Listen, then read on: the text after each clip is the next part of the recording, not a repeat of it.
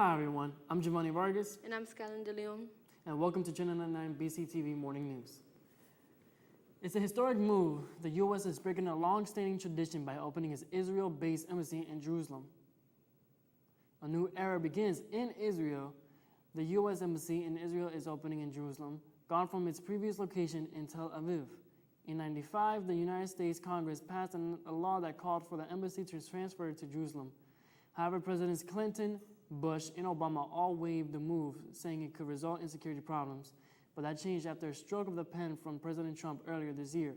Supporters say this move from the Trump White House will bring stability to the area. Even Trump's major opposers applaud to the move by the president.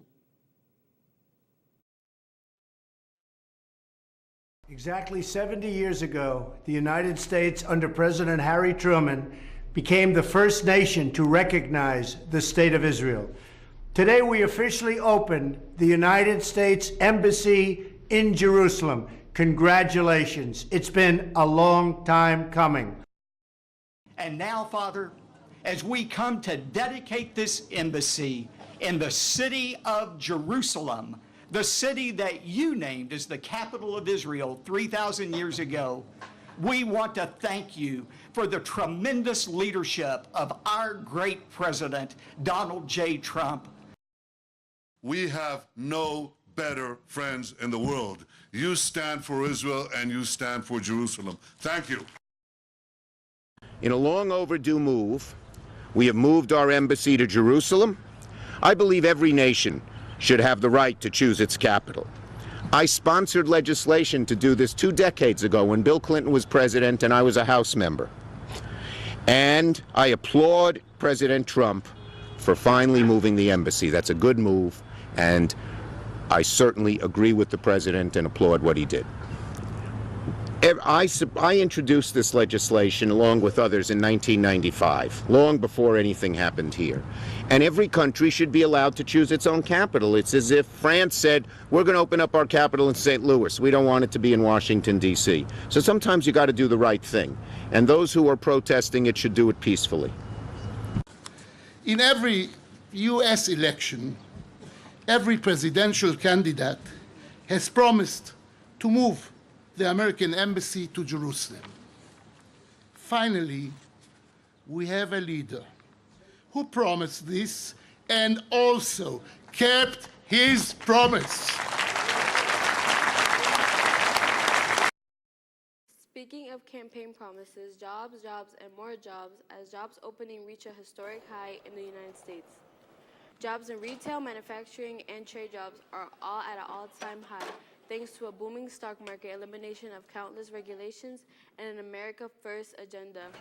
The GOP tax plan has also skyrocketed jobs in the country in a way that hasn't been seen in over 2 decades. We are getting a look at Prince Harry and Meghan Markle's royal wedding procession in Windsor, just outside of London. After the couple exchanged vows Saturday at Windsor Castle, they will take a 2-mile carriage ride around town. They will be driven along High Street and into the town center before returning along the beautiful 3-line stretch known as the Long Walk. Thousands of people will line the streets to catch a glimpse or maybe have or take pictures.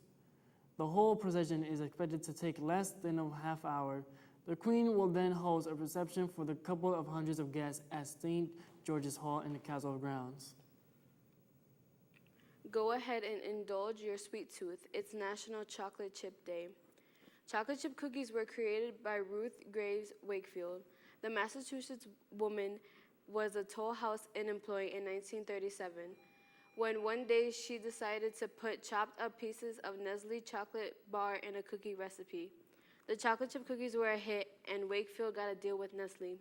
She gave the company her recipe, and they gave her chocolate for life. Chocolate chips were originally semi-sweet. They now come in variety of flavors, including mint, white, chocolate, and bittersweet. Melania Trump revealed her former platform as First Lady on Monday in a speech at the White House Rose Garden.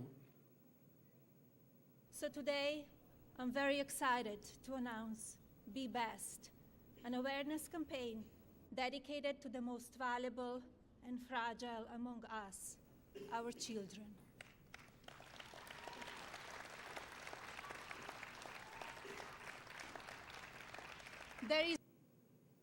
The compromise program will focus on 3 main points: well-being, fighting opioid abuse, and curbing cyberbullying.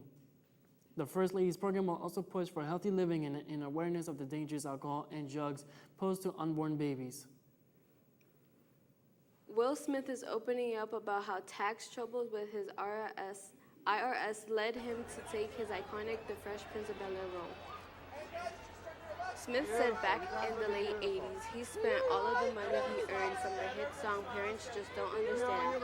He said he didn't pay his taxes and his second album with DJ Jazzy Jeff was a flop. Smith's girlfriend at the time said he should hang out around the Arsenio Hall show studio to meet influential people. Well, it worked. Smith ended up doing an improv audition with TV executives at Quincy Jones' house. He ended up getting the gig that launched into him becoming a superstar actor. The Hazleton Area Career Center hosted the annual talent show on the past Friday, May 4th. Hacc showcased talent students from the school. The first place winners were Melanie Rodriguez and Brian Sanchez. They sang Havana by Camila Cabello. And second was Marilyn Rodriguez and Brian Sanchez. They were a dance team. Finally, and third was Jacob Galade for beatboxing. The People's Choice was awarded to Marius Roscar and Matt Klebach. And finally, the award for most creative was given to all the All-Star crew. Congratulations to all who competed in the event, which raised $500 for a local charity. Now I send it to Michael for sports. Hello everyone, I am Michael Crotto with today's sports news. Danny Farquaad, the Chicago White Sox pitcher who suffered a brain hemorrhage during a game last month, meaning he will not pitch for the remaining of the season. However, Danny Farquaad is expected to be pitching sometime in the future. According to the White Sox, that's a significant and surprising development given that Farquaad, 31, was hospitalized in a critical condition after the hemorrhage that resulted from a ruptured aneurysm on April 20th. The Philadelphia 76ers had 0-3 against the Boston Celtics. The 76ers took a 47-43 halftime lead and turned it to 86-68 early in the fourth after back-to-back McConnell layups. Basketball's New York Knicks have a new head coach. He's David Fizdale, and he was introduced to the media and fans at Madison Square Garden Tuesday. That's him in the center of your screen. And Fizdale had a message for his mother. I used to tell my mom I was gonna play in the Mecca. I'm gonna play in the garden one day when I was a little kid, and I ain't get to do that. Grizzlies, leading them to the playoffs in 2017 before being let go 19 games into this season. The Knicks are looking to Fizdale to motivate a team that has not reached the playoffs the past 5 seasons. Well, that is all I have today. I'm Michael Crotto for Channel 99 Morning Sports News. Hi, I'm Dimitri, and on this week on Comic Book News Rundown, we are going to talk about Avengers Infinity War and Deadpool 2 and comic characters. Last Friday was the release of the Infinity War movie. It earned $257 billion approximately as of April 29, 2018. The movie seemed pretty cool with all the Marvel heroes, and the actor for Thanos, Josh Brolin, will also star as Cable in the Deadpool 2 movie. Also, speaking of which, the Deadpool 2 movie is coming to the big screen once again next Friday. The characters consist of Deadpool, obviously, Deadpool's girlfriend Vanessa, Cable, Domino, Shatterstar, and a superpowers member named Peter. Does he have superpowers or doesn't he? See the movie May 18th to find out. Also, finally, after the release of Spider-Man 3, Tom Hardy, actor of Bane of The Dark Knight Rises and Mad Max Fury Road, he is now the star of Eddie Brock, aka Venom.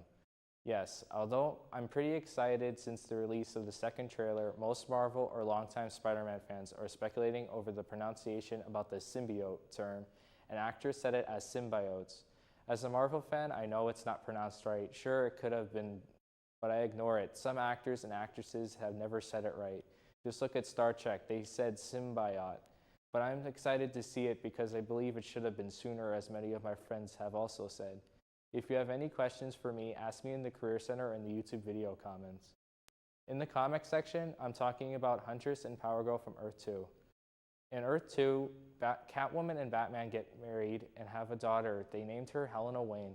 She was trained by Selina and Bruce and later became the only female Robin later in the timeline. Apocalypse attacks Earth 2, destroying and killing Earth 2, Catwoman, and Batman. So Helena became Huntress. Kara Zor-El was the Earth 2 Supergirl. She changed her name to Karen Starr and also became Power Girl. So Huntress and Power Girl jump from world to world to hunt them down. Check them out in the world's finest, Huntress and Power Girl. Next up, for every month for the Venom 30th anniversary will feature a Venom bearer this week, is Eddie Brock. Venom's first appearance was in The Amazing Spider-Man number 300, the 25th anniversary issue in 1988 as seen here. Before Venom makes his own issue in the 1992 Venom Lethal Protector series, he starred in The Amazing Spider-Man number 375 as seen here. He made a deal with Spider-Man that if he didn't hunt him down, Venom would not go after him either. But in the Venom Lethal Protector series, they cross-patched, which is what the new movie is to resemble to. Well, that's all the time I have for today. Now let's send it to Denzel with the weather.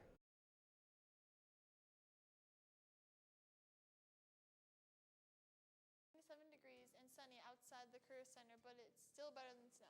Today's high temperature will be 83 degrees, and I'm sure we are all excited for the warmer weather and an 80% chance of precipitation.